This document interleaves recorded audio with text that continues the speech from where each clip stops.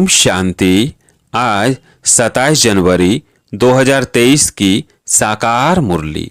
आज बाबा ने कहा, मीठे बच्चे, पारस बुद्धि बनने के लिए बाप जो समझाते हैं उसे अच्छी तरह से समझना है, स्वयं में धारणा कर दूसरों को कराना है। प्रश्न, कौन से एक राज बहुत ही गुह्य, गोपनीय और समझने का है? उत्तर है, निराकार बाप छवि का माता पिता कैसे बनते हैं, वो सृष्टि की रचना किस विधि से करते हैं, यह बहुत ही गुह्य और गोपनीय राज है। निराकार बाप माता बिगर सृष्टि तो रच नहीं सकते। कैसे वो शरीर धारण कर उसमें प्रवेश कर उनके मुख से बच्चे अडाप्ट करते हैं। यह ब्रह्मा पिता भी है तो माता भी है। यह बात बहुत ही समझकर सिमरण करने व स्मृति में रखने की है। गीत है, तुम ही हो माता। ओम शांति। जिसको माता पिता कहते हो तो जरूर फरमान पिता ही करेंगे। यह तो माता पिता कंबाइंड है।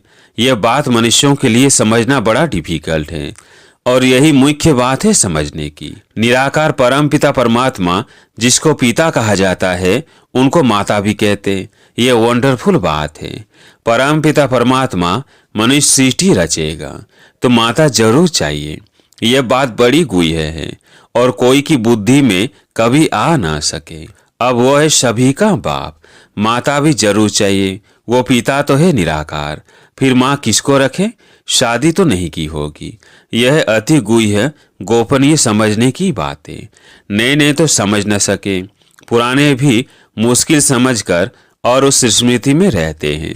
बच्चे ही माँ बाप की स्मृति में रहेंगे ना। भारत में लक्ष्मी नारायण को भी कह देते हैं तुम माता पिता, तो राधे कृष्ण के आगे भी जाकर कहते तुम माता पिता। अब वो तो है प्रिंस प्रिंसेस, उन्हों को माता पिता कोई बेसमझ भी ना कहे। मनुष्यों की तो कहने की टेव अर्थात आदत पड़ गई है, परंतु यह बात ही न्यारी है। लक्ष्मी नारायण को तो उनके बच्चे ही कहेंगे तुम माता पिता। मनुष्य समझते हैं जिसके पास बहुत धन है, महल माड़ियां है, वो स्वर्ग में है, उन्हों के बच्चे कहेंगे हमारे माँ बाप के पास बहुत सुख है, जरूर आगे जन्म में कुछ अच्छे कर्म किए हैं। अच्छा, ये जो गाया जाता है तो माता पिता परम पिता परमात्मा रचयिता तो एक है जिसके हम बच्चे हैं, वह भी निराकार है। हम आत्माएं भी निराकार हैं, परंतु निराकार फिर सृष्टि कैसे रचते हैं? माता बिगर तो सृष्टि रची नहीं जा सकती। वंडर है सृष्टि रचने का। एक तो परमात्मा रचयिता है नई दुनिया का, पुरानी दुनिया में आकर नई दुनिया रचते हैं, परंतु कैसे रचते हैं यह बड़ी गुह्य बात है जो निराकार को हम माता पिता कहते हैं। बाप खुद समझाते हैं, मैं बच्चों को अडॉप्ट करता हूँ। पेट से बच्चे निकलने की बात ही नहीं, इतने ढेर बच्चे पेट से कैसे निकलेंगे? तो कहते हैं मैं इस शरीर को धारण कर इनके मुख द्वारा बच्चे अडॉप्ट करता हूँ। यह ब्रह्मा पिता भी है, मनुष्य सृष्टि रचने वाला, और माता भी है जिसके मुख से बच्चे अडॉप्ट करता हूँ। इस रीति बच्चों को अडॉप्ट करना यह सिर्फ बाप का काम है। उन्हों को है जिज्ञासु, फॉलोअर से शिष्य। यहाँ तो हुई रचना की बात, तो बाबा इनमें प्रवेश करते। यह मुख वंशावली जो कहते हैं तुम माता पिता, तो माता यह सिद्ध हुई। वो बाप इसमें प्रवेश हो रचते हैं। यह बूढ़ा प्रजापिता भी ठहरा, फिर माता भी बूढ़ी ठहरी। बूढ़ी ही चाहिए ना। अब बच्चों को माता पिता को याद करना पड़े। इनकी तो प्रॉपर्टी है नहीं, तुम बनते हो वारिस, इसलिए इनको बाप दादा कहते हैं। तुमको प्रजापिता ब्रह्मा से प्रॉपर्टी नहीं लेनी है। यह दादा ब्रह्मा भी उनसे लेते हैं। इनको दादा भी तो माता भी कहा जाता है, नहीं तो माता पिता कैसे सिद्ध हो? माता पिता बिगर बच्चे कैसे हो? यह बड़ी गुह्य समझने और सिमरण करने की बात है। बाबा आप पिता हो, इस माता द्वारा हमने जन्म लिया है। ब्रोवर वर्षा भी याद आता है, याद उस बाप को करना है। ज्ञान से तुम समझ भी सकते हो कि कैसे बाप पति दुनिया में आते हैं। कहते हैं जिसमें प्रवेश करता हूँ, यह बाप है, माता भी है। तुम हो गए बच्चे तो पता है ये हमारा बच्चा भी है, तुम्हारा बाप भी है और फिर माता भी है, तुम हो गए बच्चे। तो बाप को याद करने से वर्षा मिलता है, माता को याद करने से वर्षा नहीं मिलेगा। निरंतर उस बाप को याद करना है, बाकी इस शरीर को भूलना है। यह ज्ञान की बातें समझने की है।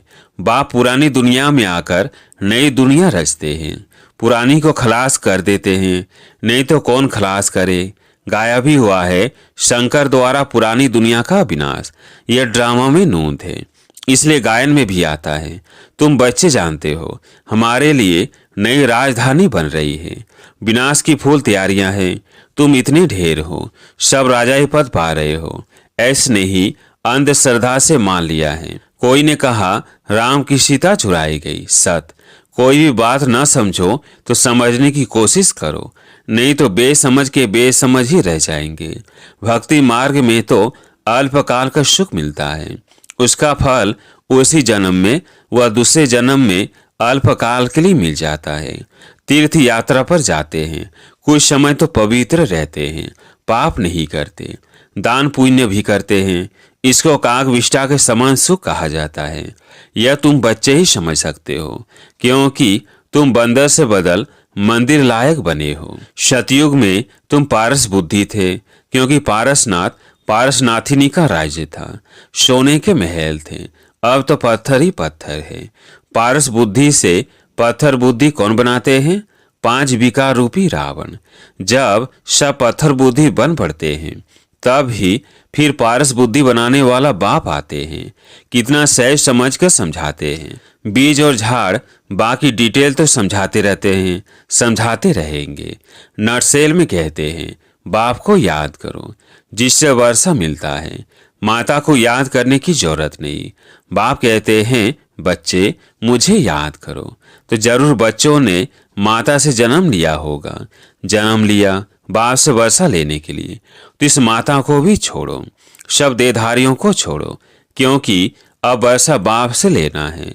अब बच्चे समझ गए हैं कि हम आत्मा रूहानी बाप के बच्चे हैं और फिर जिस्मानी माता पिता के भी बच्चे बने हैं। वो बेहद का बाप नई सृष्टि रचते हैं। भारत स्वर्ग था ना, ये लक्ष्मी नारायण स्वर्ग के मालिक थे, अब नहीं है। बेहद का बाप समझाते हैं तुम हर जन्म में हद का वर्षा लेते आए हो।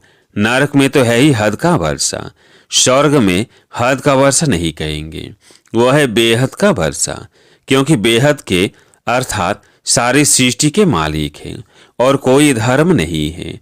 हद का वर्षा शुरू होता है द्वापर से। सतयुग में है बेहद का, तुम प्रारब्ध भोगते हो, वहां तुमको बेहद की बासाई है। यथा राजा रानी तथा प्रजा, प्रजा भी कहेगी हम सारे सृष्टि के मालिक हैं। अभी तो प्रजा ऐसे नहीं कहेंगी कि हम सारी सृष्टि के मालिक हैं, अभी तो हदें लगी पड़ी हैं। वह कहते हैं हमारे पानी के अंदर नहीं आ सकते, यह टुकड़ा हमारा है। वह प्रजा भी कहेगी हम विश्व के मालिक हैं। हमारे महाराजा महारानी लक्ष्मी नारायण भी विश्व के मालिक हैं। यह भी हम समझते हैं कि वहाँ एक ही राज्य रहता है, वह बेहद की बासाई। भारत क्या था किसकी बुद्धि में भी नहीं है। तुम बच्चों को अब शिक्षा मिलती है कि बेहद के बाप से वर्षा तो हम कहते हैं, तो जरूर हम ले रहे हैं। बेहद का बाप है इस सौर का रचयिता। गाया भी जाता है 21 पीढ़ी राज्य भाग्य। पीढ़ी क्यों कहते हैं? क्योंकि वहाँ बूढ़े होकर मरेंगे, वहाँ काले मृत्यु नहीं होगा, माताएं कभी विधवा नहीं बनेंगी, रोना पीटना नहीं होगा। यहाँ तो कितना रोते पीटते हैं, वहाँ बच्चों को भी रोने की दरकार नहीं। यहाँ तो बच्चों को रुलाते रहते हैं कि मुख बड़ा हो, वहाँ ऐसी बात नहीं। यह तो सब बच्चे समझते हैं कि हम अभी बेहद के बाप से कल पहले मिसल वर्षा ले रहे हैं। 84 जन्म पूरे हुए, अब जाना है। निरंतर बाप और वर्षे को याद करने से विकर्म विनाश होंगे। मन मनोभाव का अर्थ कितना सहज है। गीता भल झूठी है, परंतु उसमें कुछ न कुछ तो सच है ना। मुझे अपने बाप को याद करो। श्री कृष्ण तो ऐसे नहीं कहेंगे कि मुझे याद करो, तुमको मेरे पास आना है। परमात्मा अभी सर्व आत्माओं को कहते हैं कि तुम सभी आत्माओं को मच्छरों सदृश आना है तो जरूर आत्मा परमात्मा बाप को ही फॉलो करेगी। श्री कृष्ण ऐसे नहीं कहेंगे कि मुझे आत्मा को याद करो, उनका नाम ही कृष्ण है। आत्मा कोई भी नहीं कह सकती, आत्माएं सभी भाई भाई हैं। यह तो बाप कहते हैं मैं निराकार हूँ, मुझ परम आत्मा का नाम है शिव, तो श्री कृष्ण कैसे कहेंगे? उनको तो शरीर है, शिव बाबा को तो अपना शरीर है नहीं। शिव बाबा कहते हैं बच्चे तुम्हें भी पहले अपना शरीर नहीं था, तुम आत्मा निराकार थी, फिर शरीर लिया है। अब तुमको ड्रामा के आदि मध्य अंत की स्मृति आई है। बाप सृष्टि कैसे रचे, कब और क्यों रचते हैं? सृष्टि तो है ना, गायन भी है ब्रह्मा द्वारा नई सृष्टि की रचना की, तो जरूर पुरानी सृष्टि से ही नई सृष्टि की रचना करते होंगे। कहते भी हैं मनुष्य देवता बनाया। बाप कहते हैं मैं तुमको इस पढ़ाई से मनुष्य देवता बनाता हूँ। पूज्य देवता थे, फिर पुजारी बन गए हो। मनुष्य तो समझते नहीं कि 84 जन्म कैसे लेते हैं। क्या सभी 84 जन्म लेंगे? सृष्टि वृद्धि को प्राप्त करती रहती है, तो सभी कैसे 84 जन्म लेंगे?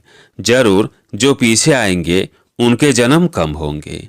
25 से 50 वर्ष के अंदर 84 जन्म कैसे लेंगे? यह है सौदर्शन चक्र। उन्होंने फिर सौदर्शन चक्र को एक हथियार का रूप बना दिया है।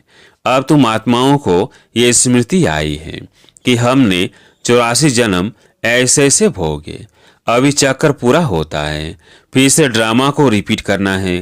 पहले पहले आदि सनातन देवी देवता धर्म जरूर से जरूर चाहिए, जो प्राय लोप हो गया है। मनुष्य कहते हैं हे गॉड फादर रहम करो, तो बाप कहते हैं अच्छा तुमको दुख से लिबरेट कर सुखी बनाता हूँ। बाप का काम ही है सबको सुखी बनाना, इसलिए मैं कल्प कल्प आता हूँ, आकर भारत को हीरे जैसा बनाता हूँ, बहुत सुखी बनाता हूँ, बाकी सबको मुक्ति धाम भेज देता हूँ। भक्त चाहते भी हैं भगवान से मिलने, क्योंकि सुख के लिए तो सन्यासियों ने कह दिया है कि यह काक विष्ठा समान सुख है।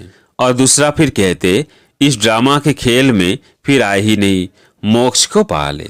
अब मोक्ष तो मिलना नहीं है, यह बना बनाया ड्रामा।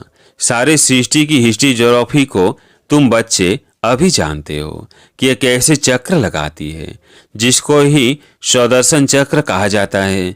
यह जो दिखाते हैं सौदर्शन चक्र से सभी के सिर काटे, कंस वध का नाटक दिखाते हैं, ऐसे कुछ भी है नहीं।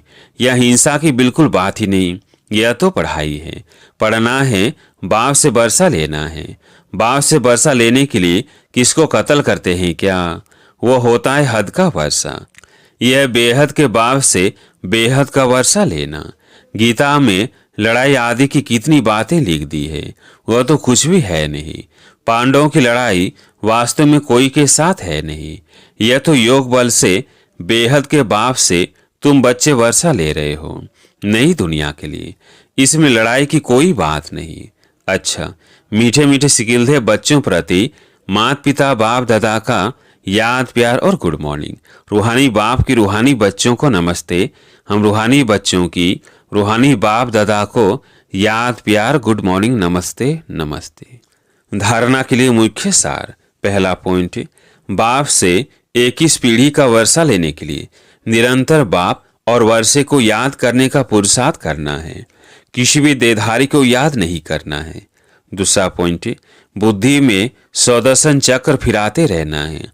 हम पूज्य थे, फिर पुजारी बने, 84 जन्मों का चक्र पूरा किया, फिर से ड्रामा रिपीट होना है। हमें पुजारी से पूज्य बनना है, ये स्मृति ही सौदर्शन चक्र है। आज प्यारे मीठे बाबा का वरदान, समानता द्वारा समीपता की सीट ले, फर्स्ट डिवीजन में आने वाले विजयी रतन भव। समानता द्वारा समीपता की सीट ले, फर्स्ट डिवीजन में आने वाले विजयी रतन भव। समय की समीपता के साथ साथ अब स्वयं को बाप के समान बनाओ। संकल्प, बोल, कर्म, संस्कार और सेवा सब में बाप जैसे समान बनना, अर्थात समीप आना।